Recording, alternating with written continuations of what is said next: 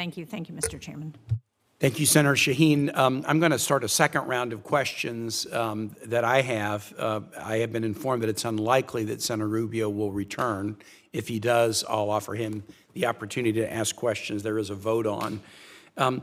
If I could, Secretary Robinson, talk about the counter-narcotics cooperation level between the United States and Colombia and the new government. They're taking a somewhat different direction. I'd like to hear your assessment of how we view the partnership on counter-narcotics efforts.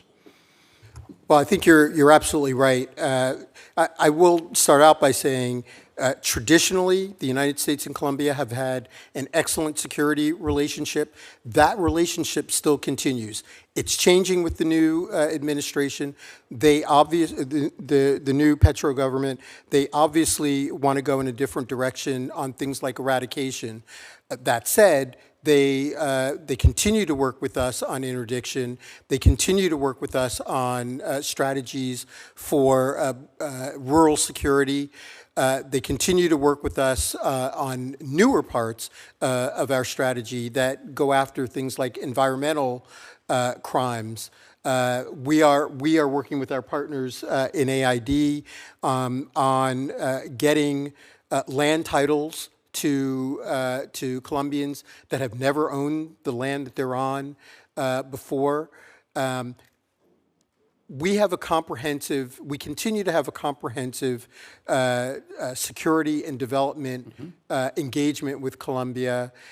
Colombia has become a provider of security, not just in the region, but globally, and we will continue to work on that. That's helpful to hear that, and that matches what I've heard from General Richardson, the head of Southcom, that the change in government has not affected the mill-to-mill cooperative relationship. It is important for us to understand that this government is moving away from some of the eradication strategies, and that could have some challenges, but the fact that they are continuing to be a strong partner on interdiction and other security strategies, that is important to note. Secretary Nichols, just a couple months ago in April of 2023, the administration announced the opening of safe mobility offices, also known as Movilidad Segura, in Colombia and Guatemala, where migrants can be considered for humanitarian or other lawful pathways from the Americas to the U.S. or other countries. The idea would be to have them go to those offices rather than appear at the frontera aquí. How does the funding for the safe mobility offices tie into the overall budget? And even though it's been fairly recent, since April, can you share how this strategy seems to be working? Thank you, Chairman. I just note that Deputy Secretary for Management and Resources, Rich Verma, is in Guatemala and Colombia this week, precisely looking at the safe mobility offices. They're up and running there. And in Costa Rica, we had the chance to talk to President Chavez about that during his visit.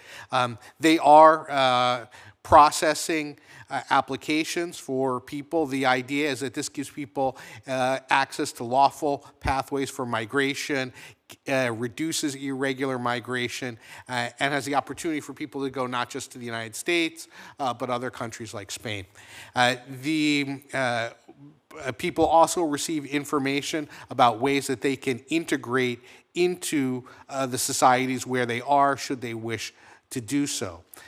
The requests that we have will provide for training for the people who work at those centers, host nation officials in the migration management area, funding for our partners like the International Organization for Migration and the UN High Commissioner for Refugees,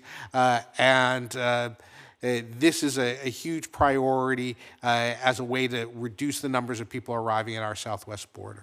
I think it's really an important strategy, and we'll want to continue to monitor its success. The success of these safe mobility offices also can have a significant effect in reducing the cartel soaking people for all their money and essentially human trafficking them. If there can be these offices near to where people are, where they can find information about lawful pathways and potentially receive a permission to come where they can buy an air ticket rather than pay a cartel thousands of dollars to traffic them on a dangerous journey to the border where they may or may not receive what they hope to. It'll also assure some safety and drain the cartels of some resources that they're now getting. A question about Chinese influence. Congress has appropriated funds generally to the Department of State to counter the influence of China globally. What do you do within your portfolio to make sure that those funds are being allocated appropriately to activities in the Americas? Because these are some global funds that could go everywhere, but I'd like to ask particularly how you go to bat to make sure that the Western Hemisphere receives a sufficient allocation of those funds. Thank you, Chairman. Our focus in this hemisphere is making sure that countries have their eyes open about their engagements with China, particularly in areas like infrastructure investment. That means, in the United States, we have CFIUS to evaluate foreign investment. We want to build capacity in partner nations around the hemisphere so they can evaluate the quality of investments. We disseminate information about the opportunities through U.S. institutions like USAID, Development Finance Corporation, EXIM. We look for ways to partner with regional institutions like the Inter-American Development Bank. Just today, they announced a roadshow initiative to promote U.S. company investment in the hemisphere that would benefit from IDB financing, which I think is a great initiative. We work with cultural institutions to talk about the realities of the relations with China that they have, and to understand that if they've got a Confucius Institute in their country, what is that there for? What are they doing? What's the reality of the human rights situation in China? If I could, Administrator Escobar, the USAID in May announced about $60 million in programming to Central America to combat gender-based violence and to advance human rights, HIV prevention. What type of programs is USAID implementing to break the cycle of gender-based violence against women in Central America? Thank you, Senator, for your question.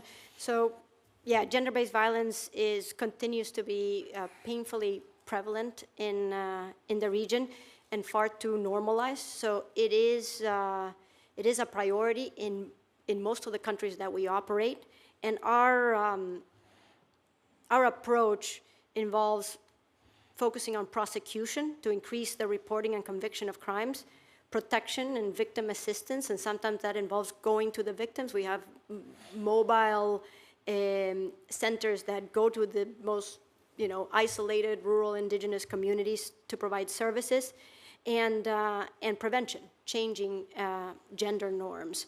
So we've worked in some case very successfully with our partner countries. In Guatemala, we set up the 24-hour courts, and we piloted the first ones, and then the government took over. And we find that when you have the judicial centers that are specialized in these crimes, the impunity is reduced tremendously. So in El Salvador, we supported close to 40 victim assistance sentences, and the conviction rate in these cases was 5 times the average of the rest of the country. And lastly, in changing norms, that is a long-term endeavor, but we're tackling it in creative ways. In Honduras, we recently launched a 4-month campaign partnering with the major media company for airing a telenovela that features 4 women that have gone through overcoming discrimination, harassment, stigma, and really inspiring the audience to break the cycle of violence. So we're approaching it from all angles, and again, collaborating with our partner countries to reduce these numbers. Very important work. My last question, Secretary Nichols, is for you. President Biden announced in June of 2022 the America's Partnership for Economic Prosperity. There has been criticism, and I've participated in the criticism, that the announced framework is still a little bit hollow in terms of accomplishment or achievement. I raised this at a recent hearing. We were informed that the White House and state were looking at APEP and maybe going to take a slightly different direction with it. We haven't heard anything since then. Is there anything to report now about APEP? Well, we are robustly engaged in working with our partners among the 12 APEP countries. We're focusing on regional competitiveness, sustainable infrastructure, climate and environment, shared prosperity and good governance, and healthy communities, ensuring that people have access to health care in the region. We've been focusing on making sure that this is something that is a shared priorities among our partners in the region. Ambassador Lisa Kubicki has been leading our conversations, and former Senator Chris Dodd as well has been very active in outreach on these issues. We expect to have leaders meet later this year to talk about these priorities, and we will have a framework where ministers in key areas work together on concrete solutions. We expect to bring real, concrete, supportive resources to this exercise, but this is not the United States handing down a tablet from heaven. This is working with our partners to find shared approaches and shared solutions. Mr. Chairman, if I could just also note the importance for us, whether it's on engagement with our partners, APEP, competing with China. I want to thank you and this committee for everything that you can do to approve our and confirm our ambassadors in the region. The ability to speak at the ambassadorial level in countries is vital to our ability to counter China and to advance our own interests. Thank you for that. I'd like to appreciate the witnesses for being here today. We had, I think, 8 senators, 6 of whom asked questions. That's positive.